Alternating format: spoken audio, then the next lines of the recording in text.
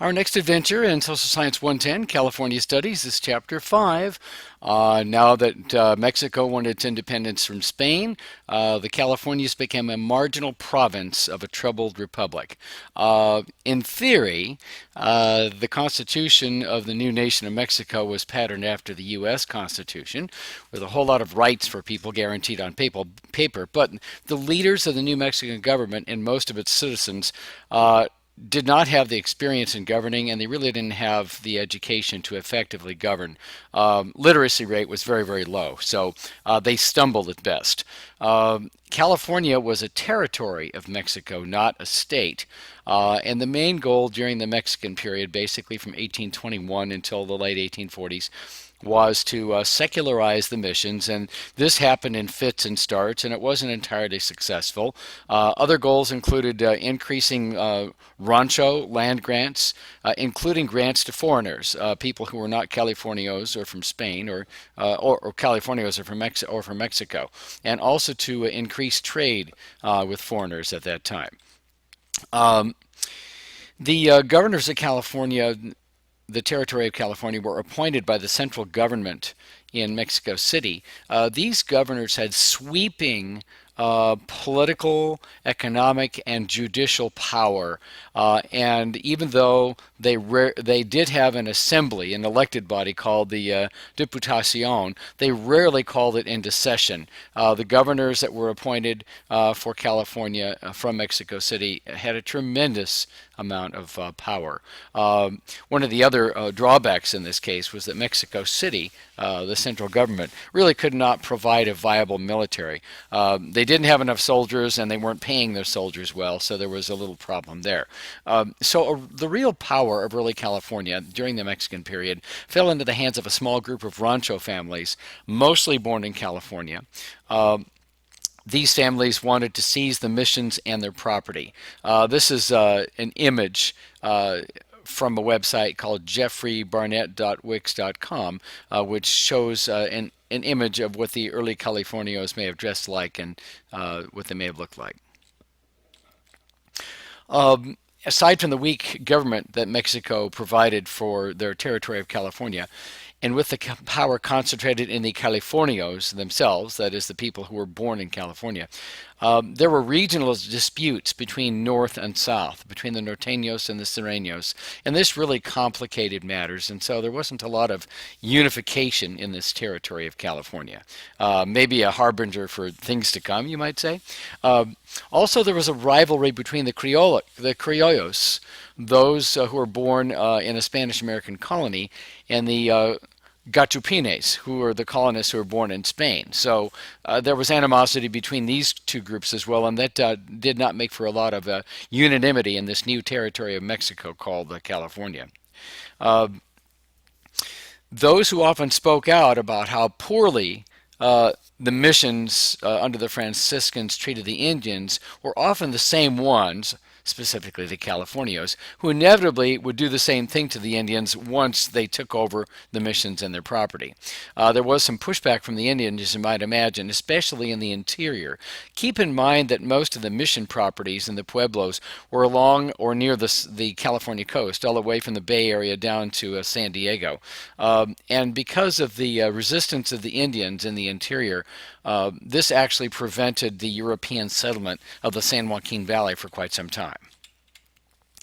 There were a number of people who became governor of this territory of California, appointed by Mexico City. Some of them lasted a few days, some of them lasted a few weeks or months, and some of them lasted a few years, but it was a revolving door, you might say, the various governorships of California out of Mexico City. Echeandía was the first Mexican governor of California. He was appointed in 1825. He encountered many, many obstacles to the secularization of the missions, and he only lasted 4 years, which actually was a pretty long time if you look at the list of the revolving door of Mexican-appointed governors of California when it was a territory.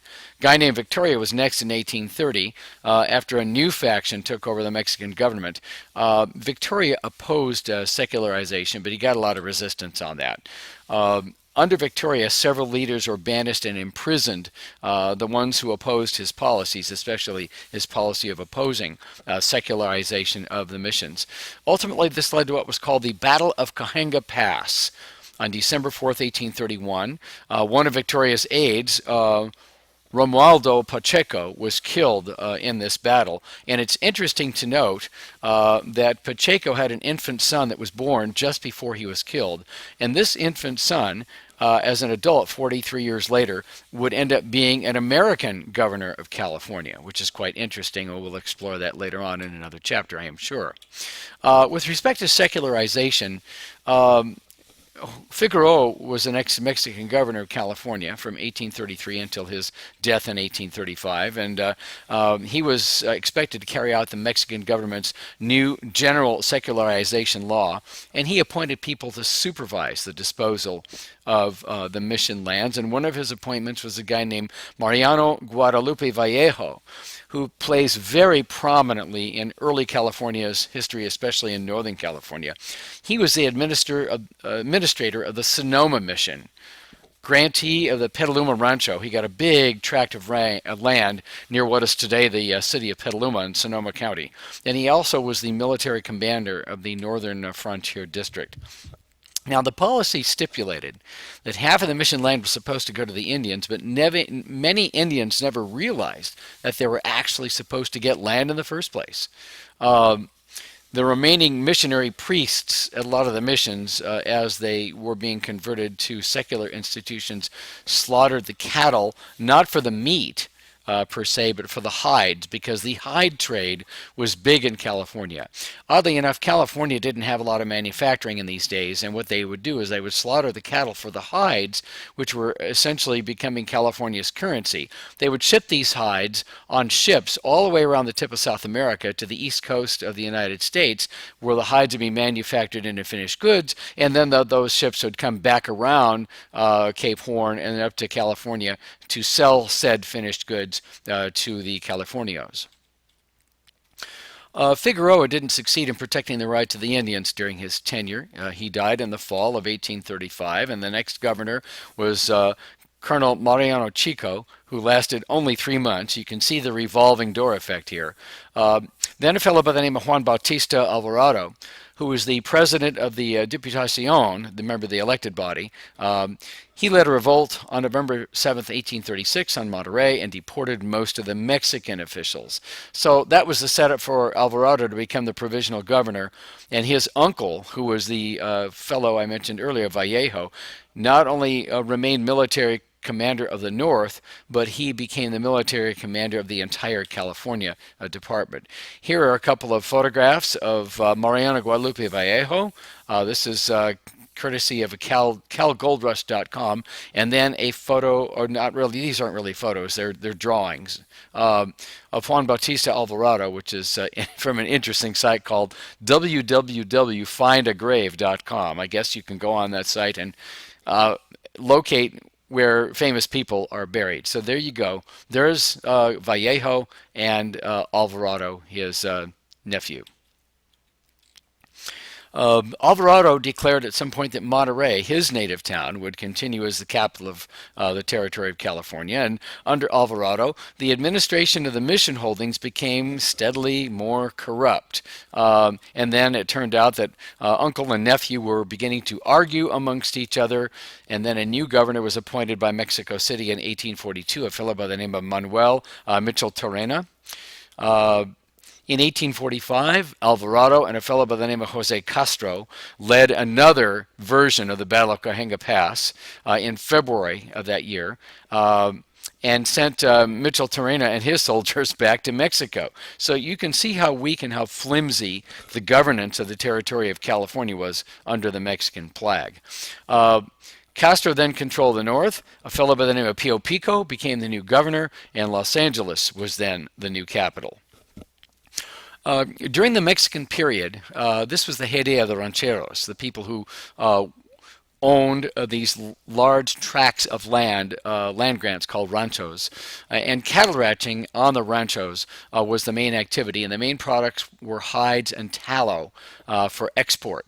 Raw materials, essentially, that were, again, shipped to the East Coast to be manufactured into finished goods.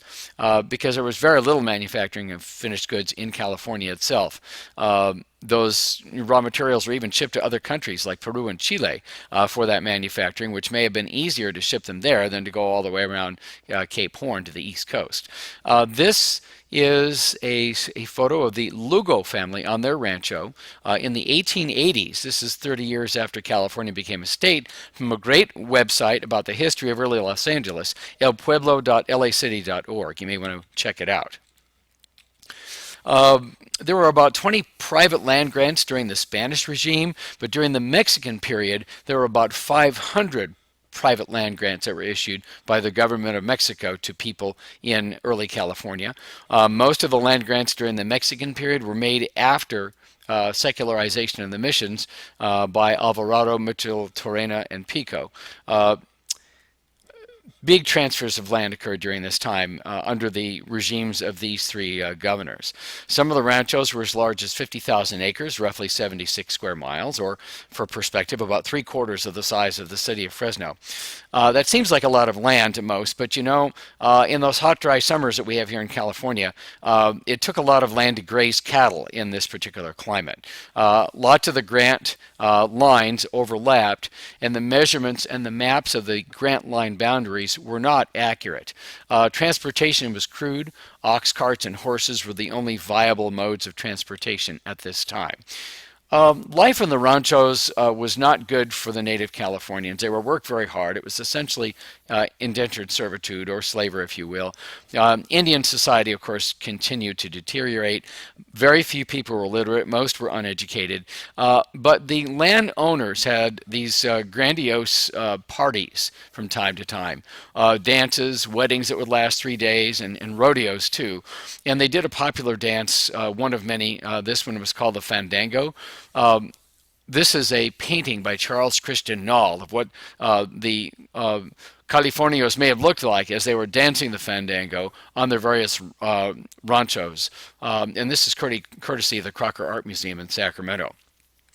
However, in the final analysis, historians, including historian Phoebe Kropp, asserted that the fantasy impressions by latter-day creators of the so-called mythological life of the ranchos didn't really reflect accurately the reality of the hard life on the Spanish or Mexican rancho in California. Here are a couple of links you may want to explore on your own. There is a list from the Monterey County History Museum of the Mexican governors of California from 1821 all the way up to about statehood. And there is also that great site about the early days of Los Angeles that I suggest you explore. That ends our PowerPoint for Chapter 5.